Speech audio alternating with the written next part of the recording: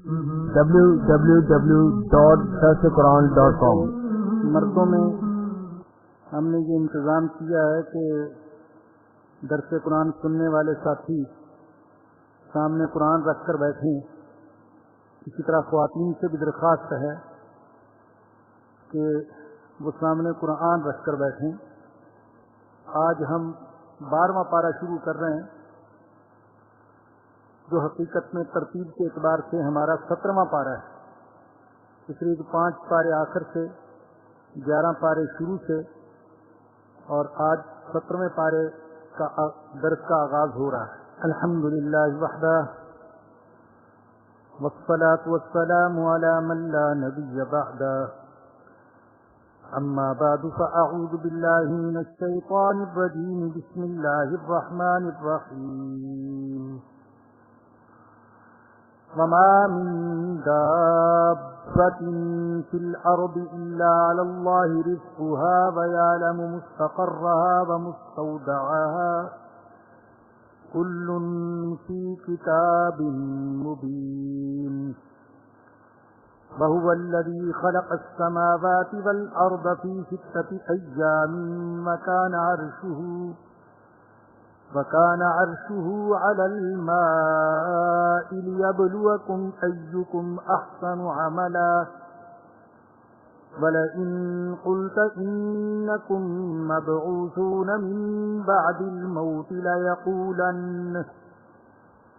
ليقولن الذين كفروا إن هذا إلا سحر مبين۔ صدق اللہ العظیم۔ ہم اپنے آج کے درس قرآن کا آغاز سورہ ہود کی آیت نمبر 6 اور 12ویں پارے کی آیت نمبر 1 سے کر رہے ہیں۔ اللہ نے فرمایا کہ وما من دابۃ فی الارض،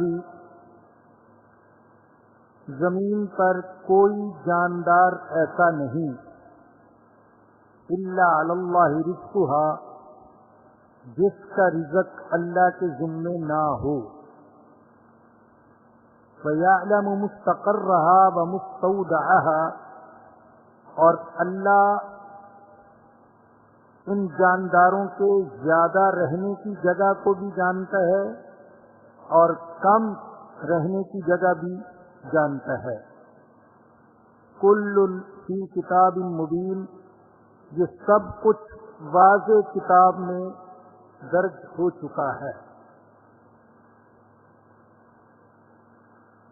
اللہ فرما رہے ہیں کہ سمندر، خشکی اور فضا کی ساری مخلوق کی ضروریات اور ان کی طبیعت کے موافق رزق یہ میرے ذمے ہے۔ ساری مخلوق کو اللہ پال رہا ہے۔ دنیا میں اس وقت جو انسان رہتے ہیں تو کہا جاتا ہے کہ انسانوں کی آبادی تقریباً 6 ارب کے برابر ہے، واللہ عالم بالصواب، کم یا زیادہ۔ تو انسان اگر 6 ارب ہیں تو حیوانات انسانوں سے کہیں زیادہ ہے، اس لیے کہ دنیا میں 3 حصے پانی ہے اور 1 حصہ خشکی پر مشتمل ہے۔ جو 3 حصے پانی ہے اس میں ہزاروں قسم کی مخلوق ہے۔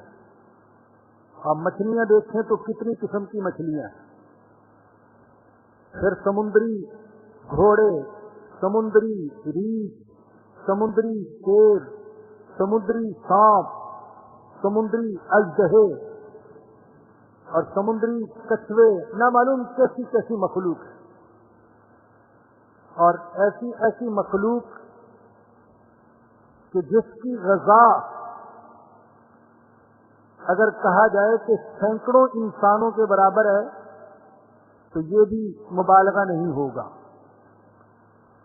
اس لیے کہ آپ دیکھیں ایسی ایسی مچھلیاں کہ ان میں سے بعض اگر بحری جہاز کو ٹکر مار دیں تو وہ ہل کے رہ جاتا ہے.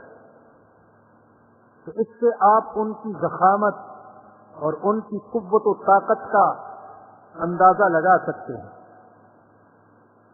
تو وہ اربوں قسم کی جو مچھلیاں ہیں ان کو کون پال رہا ہے؟ نہ وہاں کوئی وزیر خزانہ ہے، نہ کوئی وہاں وزیر خوراک ہے، نہ وہاں کوئی گیلانی ہے، اور نہ وہاں کوئی زرداری ہے. اور اسی لیے شاید ساری مخلوق پیٹ بھر کر سوتی ہے.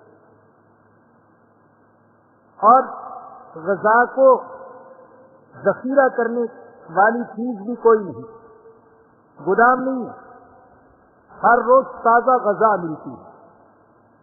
ایسا نہیں کہ مچھلیاں سنبھال کے رکھ لیتی ہوں اپنے بچوں کے لیے کہ ان کا کیا بنے گا، ان کے لیے جمع کر کے رکھ لیتی ہوں، یا اگلے سال میرا کیا بنے گا، یا اگلے ہفتے میرا کیا بنے گا، یا کل میرا کیا بنے گا. یہ سوچ نہیں ہے.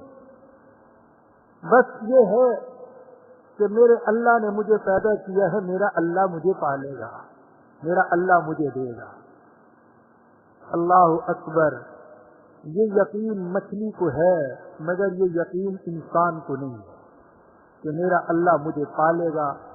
جس اللہ نے مجھے پیدا کیا وہ میری روزی کا انتظام کرے گا. انسان کو یہ یقین نہیں ہے. تو میں عرض کر رہا تھا کہ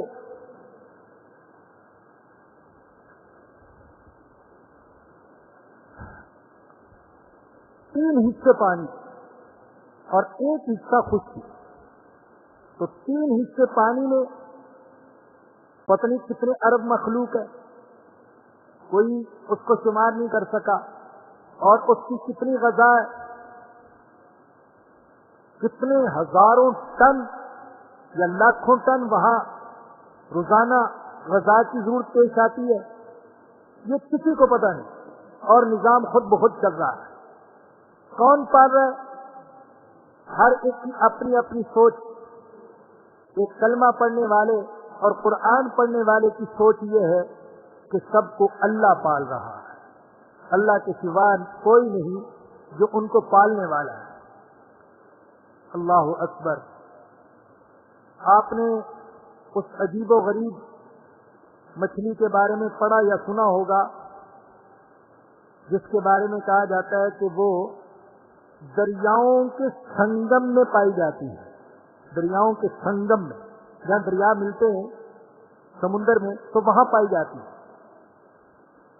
جب اس کے انڈے دینے کا وقت آتا ہے تو وہ اپنی جگہ کو چھوڑ کر 10,000 کلومیٹر کا فاصلہ طے کر کے دوسری جگہ پہنچتی ہے اور وہاں انڈے دیتی ہے. اور انڈے دیتے ہی مر جاتی ہے. تحقیق ہو چکی. یہ کوئی سنی سنائی بات نہیں ہے کہ ہوائی بات ایسے ہی کوئی دیہاتیوں سے قصے کہانیاں سن لیے ہوں یا ایسی اخباروں میں کوئی پڑھ لیا ہو، ڈائجسٹوں میں کچھ پڑھ لیا. ایسا نہیں، یہ بالکل تحقیقی بات ہے. دریاؤں کے سنگم کی جگہ وہ پائی جاتی ہے.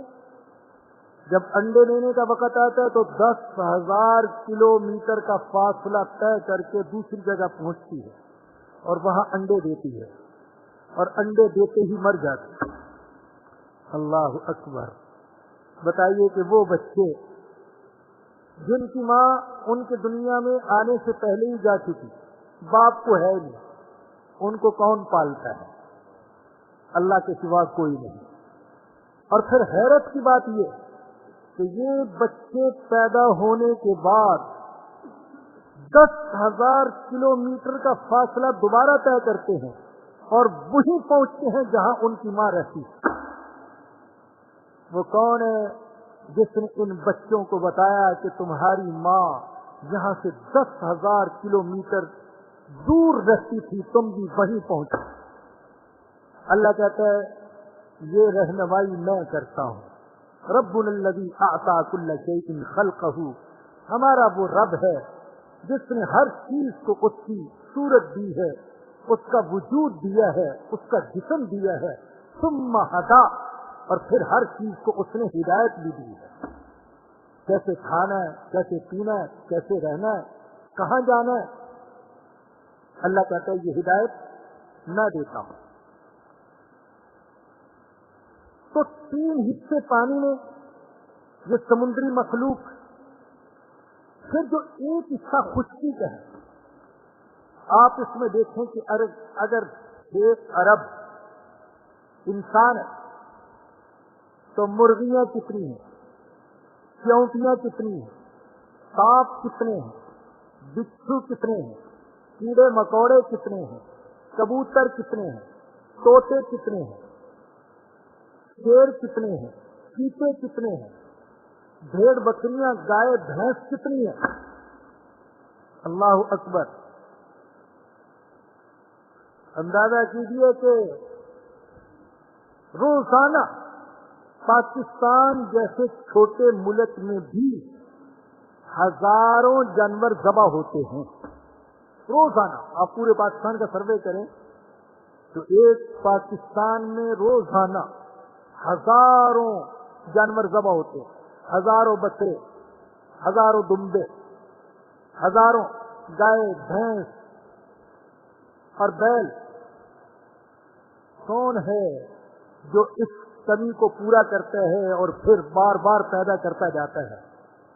تو یہ ساری مخلوق خشکی میں رہتی ہے، زمین کے نیچے بھی، دلوں کے اندر، فضا کے اوپر، درختوں کے اوپر، پہاڑوں میں، غاروں میں، جنگلوں میں، اور ان کا بھی غذا کا کوئی ظاہری نظام نہیں ہے، کوئی ظاہری نظام نہیں۔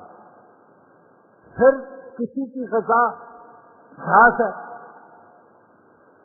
ایسی مخلوق بھی ہے اور ایسے جانور بھی ہیں جو گھاس کے علاوہ کچھ کھاتے نہیں، اور www.firstquran.com اللہ نے ان پر گھاس کو حرام کر دیا، ان کا گوشت پر گزارا ہے۔ وہ کون ہے جو گھاس کھانے والوں کو گھاس فراہم کر رہا ہے اور گوشت کھانے والوں کو گوشت فراہم کر رہا ہے؟ اور انسانوں کو، انسان تو سب کچھ کھاتا ہے، یہ گھاس بھی کھاتا ہے اور گوشت بھی کھاتا ہے، سب کچھ کھاتا ہے، یہ تو سب کچھ ہڑپ کر جاتا ہے۔ ہمارے ہاں جو مدرسوں کے طالب علم ہوتے ہیں ان کے لیے مزاق کے طور پر کہتے ہیں، ہم ان کو مزاق کرتے ہیں، دل لگی کرتے ہیں، بچوں جیسے ہوتے ہیں تو ان سے دل لگی کرتے ہیں۔ حکم طالبہ تجار خدا ہر کی آیت فنا در فنا، یہ طالب علموں کا پیٹ تو اللہ کی تگاری ہے، جو کچھ آ جائے لکڑ پتھر سب ہضم ہو جاتا ہے۔ تو یہ صرف طالب علموں کے لیے نہیں ہے بلکہ سارے انسانوں کے لیے، یہ تو سب کچھ کھا جاتے ہیں۔ جانوروں میں کچھ ایسے گھاس کھاتے ہیں تو گوشت نہیں کھاتے، گوشت کھاتے تو گھاس نہیں کھاتے۔ انسان گھاس بھی کھاتا ہے، پتے بھی کھاتا ہے، سبزیاں بھی کھاتا ہے، اور اناج بھی کھاتا ہے، پھل بھی کھاتا ہے، پھول بھی کھاتا ہے، گوشت بھی کھاتا ہے، اور جتنا کھاتا ہے اللہ پاک اس سے زیادہ پیدا فرما دیتے ہیں۔ تو یہ کون ہے جو سب کو روزی دے رہا ہے؟ اللہ کہتے ہیں وما من دابۃ فی الارض الا علی اللہ رزقها، کوئی جاندار زمین پر ایسا نہیں جس کا رزق، جس کی روزی اللہ کے ذمے نہ ہو۔ اللہ کہتے ہیں میں نے اپنے ذمے لے رکھی ہے۔ اللہ اکبر، اللہ اکبر۔ ہے اللہ، ہمارے جیسا کوئی انسان آ جائے اور زیادہ پریشان کرے کہ میں گھر میں بہت پریشانی ہے، بھوک ہے، افلاس ہے، غربت ہے، ایک بار ہم مدد کر دیں، 2 بار مدد کر دیں، پھر ہم کہیں گے ہم نے تیرا کوئی ٹھیکہ لیا ہوا ہے، ہم پر کوئی لازم ہے تیرے گھر کو چلانا؟ ہائے اللہ! لیکن اللہ کہتا ہے کہ میں اللہ نے اپنے اوپر ٹھیکہ لیا ہوا ہے، میں سب کو پالتا ہوں. حالانکہ انسان پر تو کوئی چیز لازم ہو سکتی ہے، اللہ پر کوئی چیز لازم نہیں ہو سکتی. اللہ تو اللہ ہے. اللہ پر نہ کوئی فرض ہے، نہ کوئی واجب ہے، نہ کوئی حرام ہے، نہ کوئی مکروہ ہے. اللہ کے لیے کوئی چیز نہیں. لیکن اللہ نے محض اپنے فضل و کرم سے اپنے اوپر مخلوق کے رزق کو لازم کیا ہوا ہے. تو کیا اس کا مطلب یہ ہے کہ پھر معاشی جد و جہد نہ کی جائے، کسب حلال کے لیے محنت نہ کی جائے؟ کیا اس کا مطلب یہ جب اللہ کے ذمے تو کچھ نہ کیا جائے، ہاتھ پاؤں توڑ کے بیٹھ گئے؟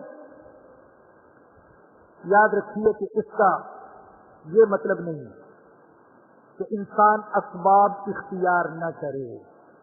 روزی اللہ کے ذمے ہے تو اسباب اختیار نہ کرے. روزی اللہ کے ذمے ہے تو دکانداری نہ کرے، کاشتکاری نہ کرے، ملازمت نہ کرے، محنت مزدوری نہ کرے. اس آیت کریمہ کا یہ مطلب نہیں ہے. ہاں یہ ضرور ہے کہ اسباب اختیار کرے اور یقین یہ رکھے کہ اسباب میں بھی اثر پیدا کرنے والا میرا اللہ ہے. زمین سے غلہ پیدا کرنے والا میرا اللہ ہے. دکان سے نفع دینے والا میرا اللہ ہے. اور مجھے باعزت ملازمت فراہم کرنے والا میرا اللہ ہے. یہ فرق ہے مومن اور کافر کے درمیان. کافر بھی اسباب اختیار کرتا ہے اور مومن بھی اسباب اختیار کرتا ہے. لیکن کافر اسباب کو خدا کا درجہ دیتا ہے اور مومن اسباب کو اسباب کے درجے میں رکھتا ہے، خدا کو خدا کے درجے میں رکھتا ہے. ان اسباب میں اثر پیدا کرنے والا یہ اللہ ہے. اور یہ بھی اللہ کی سنت ہے کہ اللہ نے اسباب کو مسببات سے جوڑ دیا ہے. یہ اللہ کی سنت ہے. اللہ رزق ویسی دے سکتا ہے. اللہ کی قسم اللہ دے سکتا ہے. اللہ کی قسم اللہ دے سکتا ہے، ایسی دے سکتا ہے. ہاتھ پاؤں ہلائے بغیر بھی اللہ دے سکتا ہے. لیکن اسی کا حکم ہے کہ تم اسباب اختیار کرو. اس نے رزق کو جوڑ دیا عمل اور سعی سے. کوشش کرو. اللہ ویسے بھی اولاد پیدا کر سکتا ہے، لیکن اللہ نے اولاد کے حصول کو جوڑ دیا میاں بیوی کے، مرد اور عورت کے تعلق کے ساتھ. تو اللہ نے ہمیں اسباب اختیار کرنے کا حکم دیا. حکیم الامت حضرت مولانا اشرف علی تھانوی رحمت اللہ علیہ فرماتے ہیں اگر اعتقاد یہ ہو کہ اللہ مسبب الاسباب ہے، اللہ اسباب میں اثر پیدا کرنے والا ہے، تو اسباب کا اختیار کرنا یہ توکل کے منافی نہیں ہے. توکل کا یہ مطلب نہیں ہے کہ اسباب کو اختیار ہی نہ کرے. بیمار ہو جائے تو علاج ہی نہ کرے. ارے کیوں نہیں علاج کرتے؟ کہ تو اللہ کو منظور ہوگا تو اللہ ویسے ہی شفا دے دے. اور اس میں کوئی شک نہیں، ایسے لوگ بھی ہیں جن کو اللہ پاک اس یقین کی برکت سے شفا دے دیتا ہے. ہم ایسے یقین والوں کے بارے میں جانتے ہیں جو بیمار ہو گئے، ڈاکٹر کے پاس گئے، پوچھا کتنا خرچہ آئے گا اس بیماری کے علاج پر. اس نے مثال کے طور پر بتایا 500 لگے گا. ڈاکٹر کے پاس سے نکلے 500 اللہ کی راہ میں دے دیا. اے اللہ تو ایسے بھی شفا دے سکتا ہے، اور اللہ نے ویسے ہی شفا عطا فرمایا. ایسے لوگ بھی ہیں. لیکن ہم سب کو اس کا پابند نہیں کر سکتے کہ تم بیمار ہو جاؤ تو علاج نہ کرو، اللہ ایسی شفا دے سکتا ہے. بلکہ ہم کہیں گے کہ علاج کرنا یہ ہمارے آقا صلی اللہ علیہ وسلم کی سنت ہے. حضور بیمار ہوتے علاج فرماتے अपना भी इलाज फरमाते, सहाबा का भी इलाज फरमाते। सहाबा को हुजूर ने बीमारियों के लिए जो नुस्खे बताए, जो इलाज बताए, आज की साइंस ने उन पर तहकीक की तो तस्लीम किया कि मुहम्मदुर रसूलुल्लाह सल्लल्लाहु अलैहि वसल्लम ने किसी मेडिकल रिसर्च के बगैर और किसी मेडिकल कॉलेज में पढ़े बगैर और किसी हकीम की शागिर्दी इख्तियार किए बगैर जो कुछ बताया था, जो इलाज बताया था, आज की साइंस कहती है कि वाकई इलाज वही इलाज। और ये याद रखें, ऐसा हो रहा है और अनकरीब और होगा। ये जो दवाइयाँ, जितनी दवाइयाँ आज मेडिकल की दुनिया में चल रही हैं, हो सकता है और हो रहा है कि इंसान आहिस्ता आहिस्ता इनसे मायूस सा हो रहा है, इनके नुकसानात वो सामने आ रहे हैं और आहिस्ता आहिस्ता इंसान तिब्बे नबवी की तरफ जा रहा है, हजूर अकरम सल्लल्लाहु अलैहि वसल्लम के बताए हुए इलाज और तरीकों की तरफ जा रहा है। और याद रखिए कि हुजूर की तिब, जो हुजूर की तिब है, हुजूर की हिकमत, हुजूर का तरीका इलाज, उसमें बुनियादी बात वो परहेज को हासिल है। बुनियादी चीज दवा नहीं, बुनियादी चीज परहेज है, बुनियादी चीज ग़ज़ा है, बुनियादी चीज साफ पानी है, बुनियादी चीज सादा ग़ज़ा है, बुनियादी चीज फितरत के मुताबिक जिंदगी है, फितरत के मुताबिक। आज हमारी जो बीमारियां बढ़ गई तो उसकी एक बड़ी वजह ये कि हमने फितरत से बगावत की है। फितरत का तकाजा ये था रात को जल्दी सोएं, सुबह जल्दी उठें। हमने इससे बगावत की, रात को देर से सो रहे और सुबह देर से उठ रहे।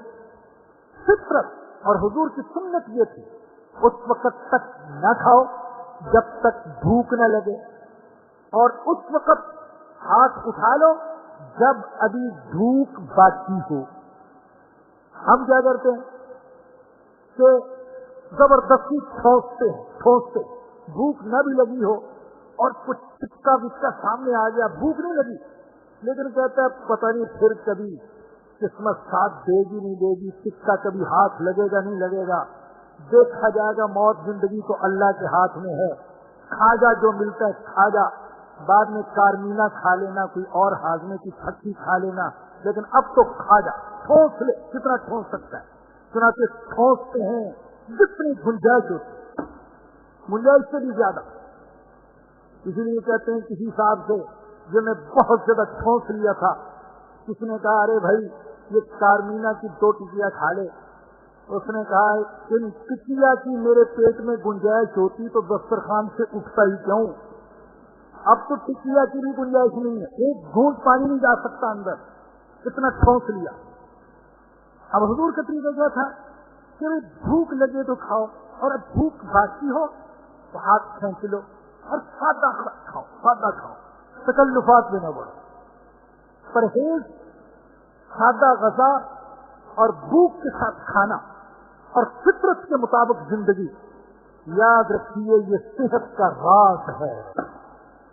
आज हमारे नौजवान भी बुढ़े नजर आते हैं, इसलिए कि फितरत से बगावत की, फितरत से बगावत की। अल्लाह फरमाया कि वमा मिन दाब्बतिन फिल अर्ज़ि इल्ला अलल्लाहि रिज़्क़ुहा,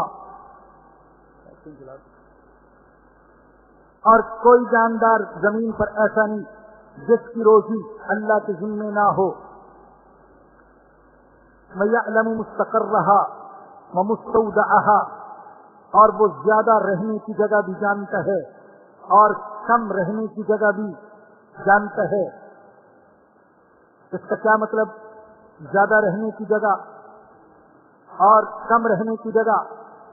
बाज लोगों ने कहा कि इसका मतलब ये कि जब इंसान माँ के पेट में होता है तब भी अल्लाह जानता था इसे, اور جب زمین پر آ گیا تب بھی اسے اللہ جانتا ہے. اور بعد میں کہا اس کا مطلب یہ جب زمین پر چلتا پھرتا ہے تب بھی اسے اللہ جانتا ہے, اور جب قبر میں جائے گا تب بھی اس کو اللہ جان رہا ہوگا. ہر حال میں اللہ اس کو جانتا ہے. کل فی کتاب مبین, سب کچھ واضح کتاب میں لکھا جا چکا. لوح محفوظ میں اللہ نے سب کچھ لکھ دیا. میرا ایک ایک حال اللہ نے لوح محفوظ میں لکھ دیا. یہ سمجھ میں نہیں آتا تھا لوگوں کو, کیسے ابھی تو دنیا بنی نہیں اور اللہ نے لوح محفوظ میں لکھ دیا. ابھی تو میں پیدا ہوا نہیں اور میرے سارے حالات اللہ نے لوح محفوظ میں لکھ دیے. لیکن آج سائنسدان کہہ رہے ہیں ایک انسان کے پیدا ہوتے ہی جسم سے ایک جز لے کر, باریک سے باریک جز لے کر, اس کا کوڈ لے کر بتایا جا سکتا ہے کہ اس کی زندگی کیسے گزرے. اس کو شوگر کی بیماری ہوگی یا نہیں ہوگی, بلڈ پریشر ہوگا نہیں ہوگا, اس کا پہلا بال کب سفید ہوگا, آج سائنسدان کہتے ہیں کہ بتایا جا سکتا ہے. اگر سائنسدان پیدا ہوتے ہی ہمارے جسم سے وہ خفیہ کوڈ لے کر اور ایک چھوٹا سا ذرہ لے کر ہماری زندگی کی پیشن گوئی کر سکتے ہیں اور بتا سکتے ہیں اس کوڈ کے اندر, اس جز کے اندر, اس کپڑے کے اندر اس کی زندگی کی ساری کہانی لکھی ہوئی ہے, تو میرا اللہ کیا بتا نہیں سکتا؟ اس کہانی کو لکھنے والا کون ہے؟ وہی جس نے اس کو پیدا کیا. کل فی کتاب مبین وہو الذی خلق السماوات والارض فی ستۃ ایام, اور وہی اللہ ہے جس نے آسمانوں اور زمینوں کو پیدا کیا 6 دنوں میں. 6 دنوں میں پیدا کیا. کیا کون سے 6 دن؟ کیا پیر منگل بدھ جمعرات جمعہ ہفتہ اس میں اللہ نے پیدا کیا؟ کون سے 6 دن؟ یاد رکھیے جس وقت اللہ نے آسمان و زمین کو پیدا کیا تو دن رات تھے ہی نہیں, اس لیے کہ آسمان پیدا ہوئے, زمینیں پیدا ہوئی, اور پھر سورج پیدا ہوا اور چاند پیدا ہوا. تو شب و روز اور رات اور دن کا نظام تو تب بنا جب زمین بنی, آسمان بنا, سورج پیدا ہوا, چاند پیدا ہوا اور طلوع اور غروب کا اللہ نے نظام بنایا. تب یہ دنوں اور راتوں کا نظام تشکیل پایا. تو پھر کون سے 6 دن مراد ہیں؟ اہل علم کہتے ہیں 6 دن تو ہیں جن میں اللہ نے آسمان و زمین کو پیدا کیا, لیکن وہ دن ہمارے دنوں کی طرح نہیں ہے, بلکہ وہ اللہ کے دن ہیں. اللہ کے دن, اللہ کی راتیں, اور اللہ کے دن, اللہ کی راتیں ہمارے اس نظام کے پابند نہیں ہے, اس کی طرح نہیں ہے. اب 2 آیتیں دیکھیں.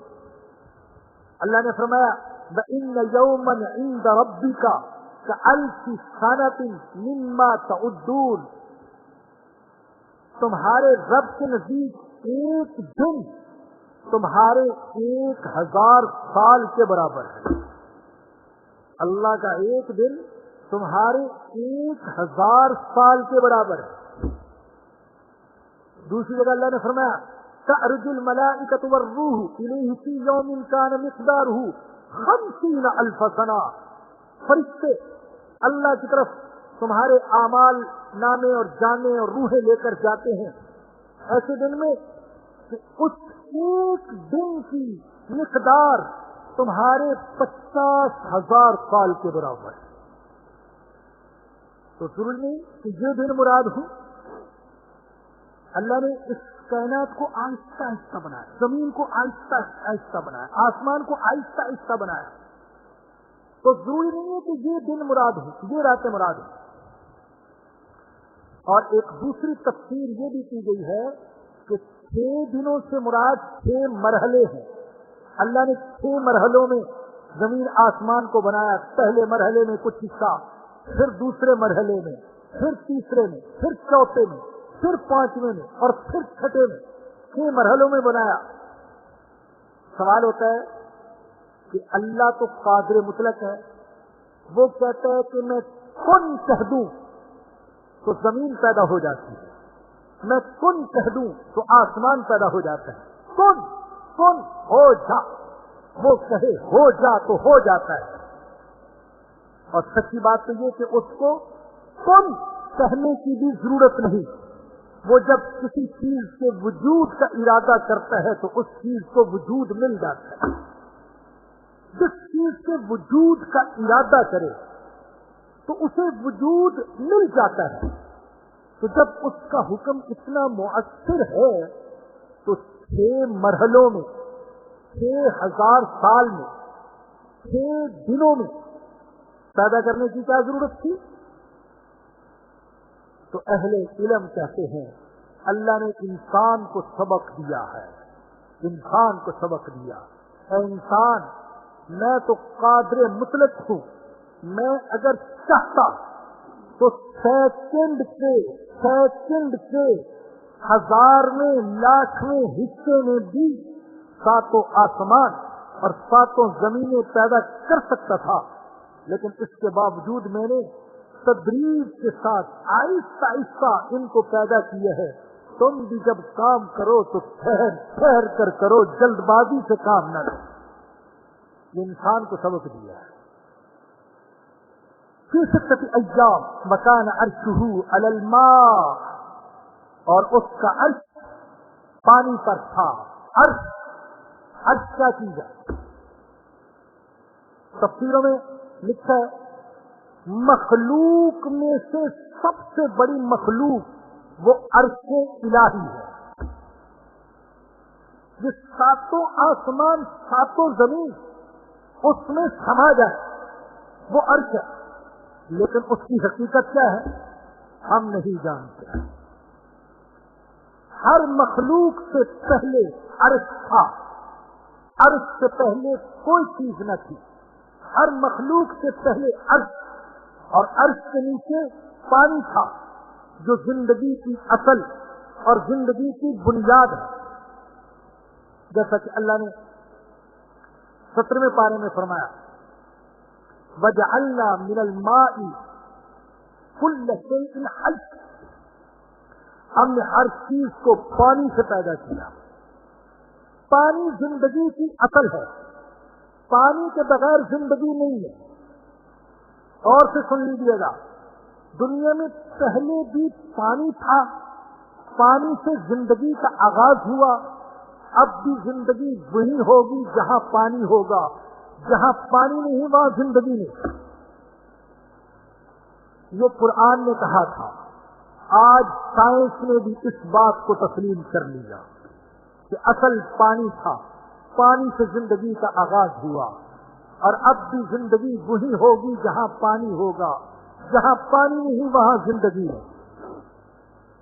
کہا جاتا ہے کہ یہ چاند جو ہے اس کی سطح، اس کی بناوٹ بالکل زمین کی طرح ہے. ہم تو تشبیہ دے دیتے ہیں اپنے محبوب کو کہ تو چاند جیسا ہے، لیکن چاند کو دیکھے تو وہاں پتھر ہیں، وہاں پہاڑ ہیں، وہاں ٹیلے ہیں، وہاں صحرا ہے. تو چاند اپنی بناوٹ کے اعتبار سے زمین جیسا ہے، مگر زمین پر زندگی ہے، چاند پر نہیں، اس لیے کہ چاند پر پانی نہیں. اب سائنسدان سر توڑ کوشش کر رہے کسی طریقے سے یہاں سے پانی وہاں لے جائے، لیکن پانی لے جانے میں اتنا خرچہ ہے کہ شاید پورے شہر کو چلانے میں اتنا خرچہ نہ ہو جتنا خرچہ چند انسانوں کی ضرورت کے لیے وہاں تک پانی لے جانے میں. سوال کر رہا تھا کہ قرآن نے کہا کہ اللہ کا عرش پانی پر تھا، پہلے کچھ نہیں تھا، صرف پانی تھا. آج سائنسدانوں نے بھی تسلیم کیا اور مختلف مذاہب میں بھی اس بات کو تسلیم کیا گیا کہ جاندار مخلوق کا مادہ حیات وہ پانی ہے. مکان عرشہ علی الماء، اس کا عرش पानी पर था।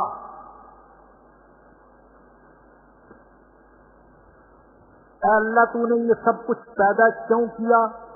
अल्लाह कहते हैं लियब्लुवकुम अय्युकुम अहसनु अमला, ताकि तुम्हें आजमाए कि अमल के लिहाज से तुम में से बेहतरीन कौन है।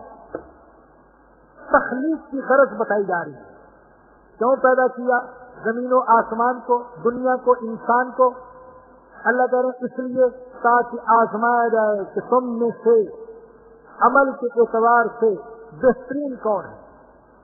सूरह मुल्क में भी यही बयान फरमाया, तबारकल्लज़ी बियदिहिल मुल्क वहुवा अला कुल्ली शैइन क़दीर अल्लज़ी खलक़ल मौता वल हयाता लियब्लुवकुम अय्युकुम अहसनु अमला। अल्लाह ने जिंदगी और मौत को पैदा किया ताकि तुम्हें आजमाए कि तुम में से सबसे अच्छा अमल करने वाला कौन है। सूरह कहफ में भी अल्लाह ने यही बयान फरमाया, इन्ना जअलना मा अलल अर्दि ज़ीनतन लहा लिनब्लुवहुम अय्युहुम अहसनु अमला। जमीन पर जो कुछ है हमने इसे जीनत बनाया ताकि हम आजमाएं कि इनमें से अच्छा अमल करने वाला कौन है। आजमाइश के लिए बनाया। जब ये सब आजमाइश के लिए है तो मेरे भाइयों, मेरी बहनों, हम सब इस वक्त इम्तिहान गाह में हैं। ये जिंदगी, ये सारी की सारी जिंदगी इम्तिहान है। हम इम्तिहान गाह में हैं। कोई इस इम्तिहान गाह में 50 साल गुजारता है और कोई 100 साल गुजारता है। सब इम्तिहान दे रहे, सब अपना अपना पर्चा हल करने में मसरूफ है। जब ये इम्तिहान गाह है तो वो शख्स यकीनन अहमक है जो इम्तिहान की तैयारी का वक्त गफलत में गुजारे। और आगे फरमाया बला इन कुल्त इन्नकुम मबऊसून, और अगर आप इनसे कहें कि तुम्हें जिंदा किया जाएगा मिन बादिल मौत, मौत के बाद, नतीजा सुनाने के लिए। दुनिया में तो इम्तिहान, नतीजा वो सुनाया जाएगा क़यामत में।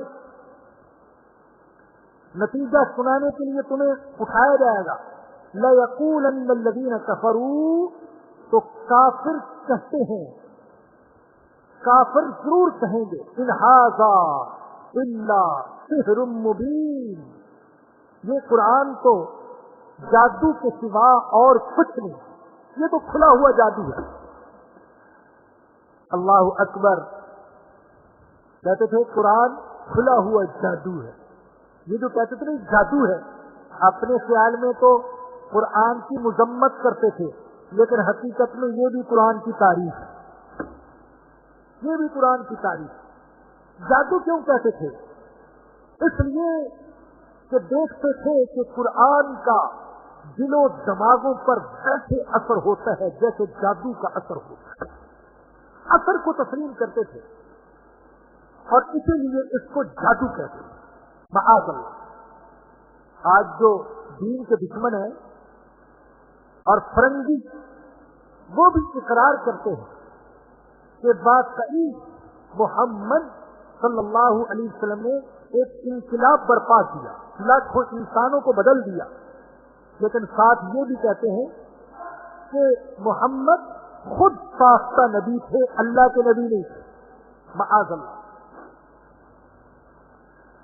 वला इन अखरना अनहुमुल अज़ाब इला उम्मतिन मअदूदा, और अगर हम उनसे अजाब को मुअख्खर कर दे कुछ मुद्दत के लिए, लयक़ूलुन्न मा यहबिसु, तो ये जरूर कहेंगे अजाब को किस चीज ने रोक रखा है। अब देखिए, अल्लाह की सुन्नत ये है कि अल्लाह मोहलत देता है, अल्लाह फौरन नहीं पकड़ता, मोहलत देता है।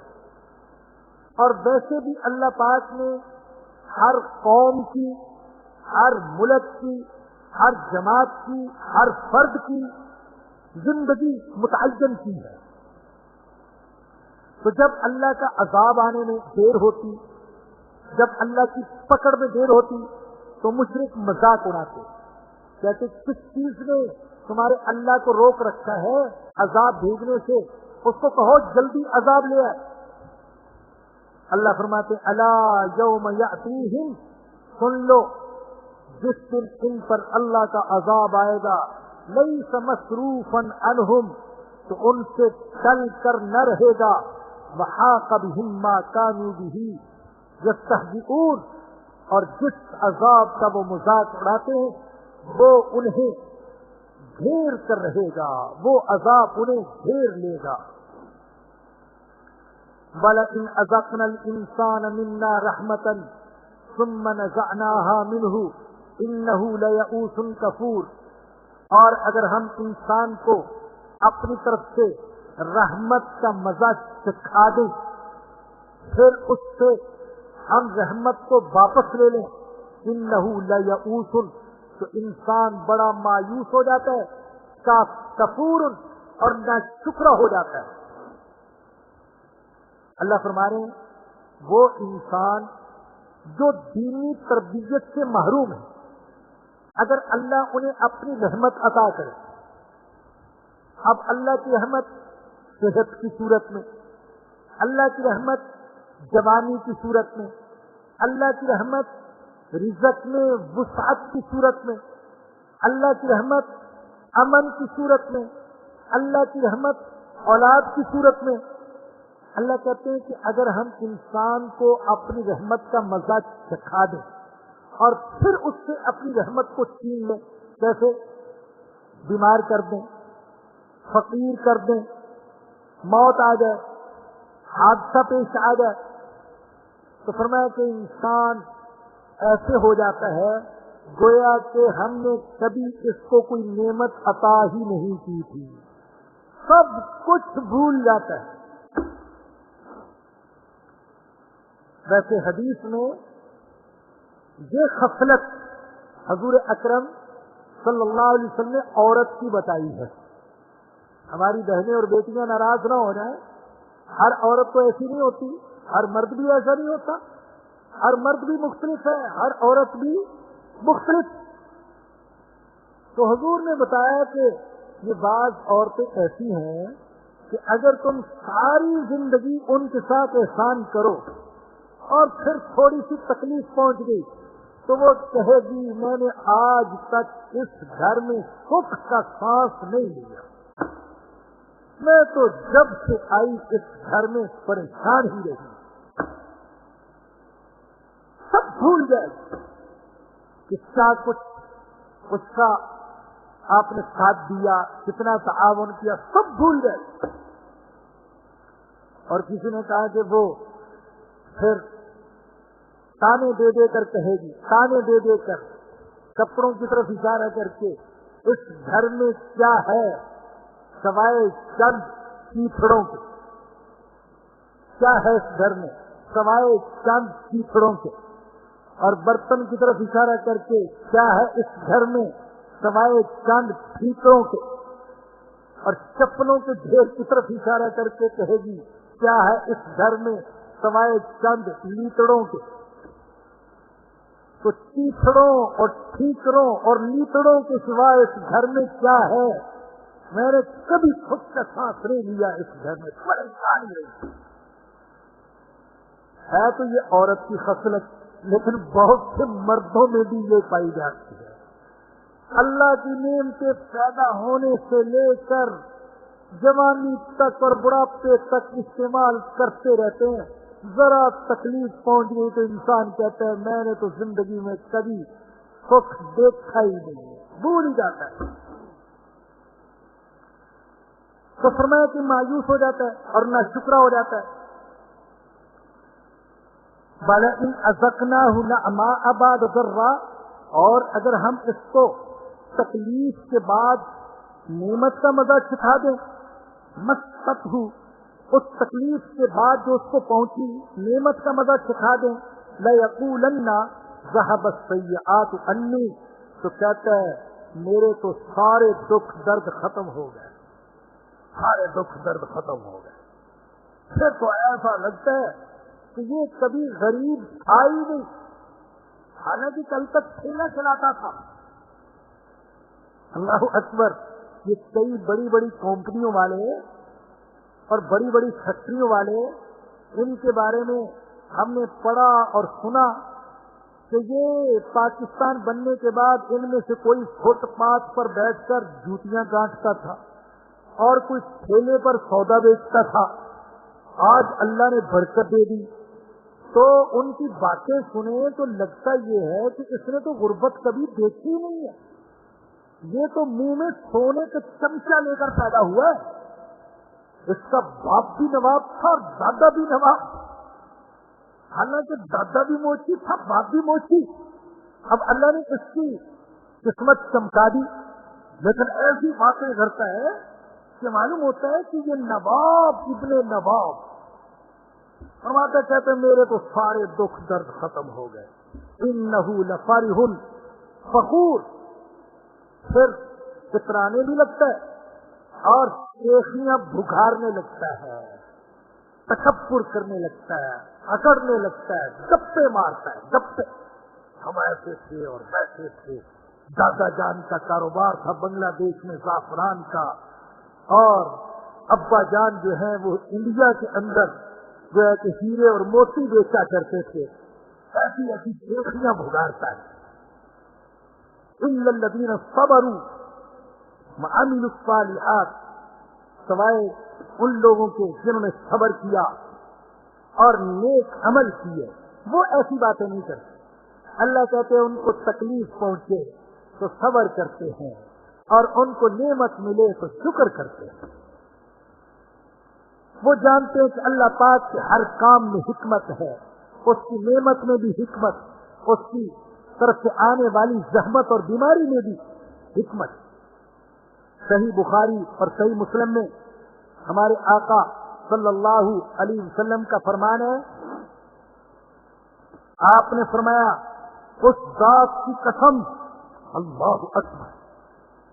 हुजूर कसम खाकर फरमा रहे तो किसे यकीन नहीं आएगा हुजूर की बात पर। हुजूर ने फरमाया उस जात की कसम जिसके कब्जे में मोहम्मद की जान है सल्लल्लाहु अलैहि वसल्लम। अल्लाह मोमिन के लिए, जो वाकई मोमिन हो, अल्लाह सच्चे मोमिन के लिए जो भी फैसला करता है वो खैर का फैसला होता है। जो भी फैसला करता है वो खैर का फैसला होता है। चुनांचे सच्चे मोमिन को अगर राहत मिले, नेमत मिले तो शुक्र करता है, इसमें भी उसके लिए खैर होती है। अगर उस पर मुसीबत और परेशानी आए तो सब्र करता है, इसमें भी उसके लिए खैर होती है। फरमाया कि ये चीज सवाए मोमिन के और किसी को हासिल नहीं होती। शुक्र और सब्र। नेमत मिले तो शुक्र, और मुसीबत आए तो सब्र। और एक हदीस में रसूलुल्लाह सल्लल्लाहु अलैहि वसल्लम ने फरमाया वल्लज़ी नफ्सी बियदिही, उस जात की कसम जिसके कब्जे में मेरी जान है, मोमिन को अगर कोई फिक्र लाहक होती है, कोई गम परेशान करता है, कोई थकावट, कोई बीमारी, कोई परेशानी उस पर आती है, हत्ता कि अगर उसके पाँव में कांटा भी चुभता है तो अल्लाह पाक इस फिक्र की वजह से, इस परेशानी की वजह से, इस बीमारी की वजह से, इस कांटा चुभने की वजह से उसके गुनाहों को उससे खत्म फरमा देते, उसके गुनाहों का कफारा बन जाती हैं ये बीमारियां, ये मुसीबतें, ये परेशानियां। तो आका ने ये सिखाया कि मोमिन को चाहिए कि नेमतें मिले तो शुक्र करे, मुसीबत आए तो सब्र करे। ये मोमिन की शान। और भाई जो लोग, बाद लोग ऐसे भी होते हैं बेवकूफ किस्म के और गैरों के प्रोपेगंडे में आए हुए दीन की हकीकत को नहीं समझते, जब उनको ऐसी बातें कही जाए, सब मौलवियों की बातें हैं, ऐसी खामखा ढकोसले देते हैं, गुनाह माफ होते हैं और दर्जात बुलंद होते हैं।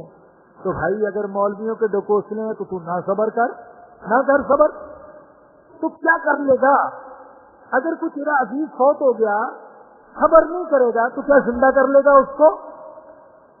اللہ نے کرے تیری دکان میں آگ لگ گئی، صبر نہیں کرے گا تو کیا اس آگ کو بجھا کر دوبارہ دکان کا سامان کہیں سے لے آئے گا؟